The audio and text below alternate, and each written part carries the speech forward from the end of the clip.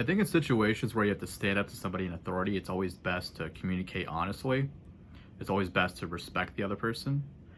And it's always best to try and find common ground. An example of when this happened was when I was a medical scribe at the Bay State Emergency Department during my sophomore year in college.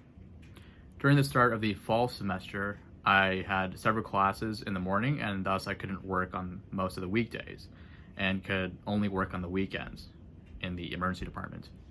Now, my manager, who initially agreed to me only working on the weekends, started to schedule me on certain weekdays, such as Mondays or Wednesdays.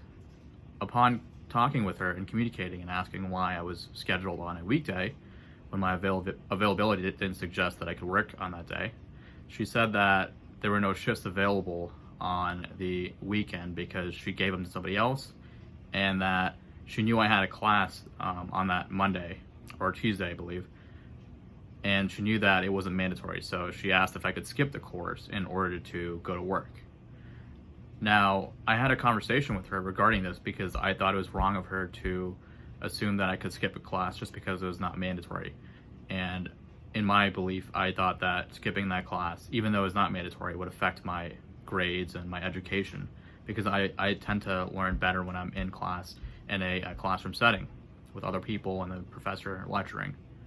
Now, although I wasn't able to work that shift and I informed her of that, I did let her know that I would be more than willing to help her recruit new scribes that could work on those weekdays to fill those open shifts, and she agreed. So at the end of the day, I think it's always best to communicate and to respect the other person and also know where they're coming from, because understandably she had an open shift that day and she needed somebody to cover that shift. Now, despite my availability limitations, I was still willing to extend a hand and try and help her achieve the goal of finding somebody to work that shift.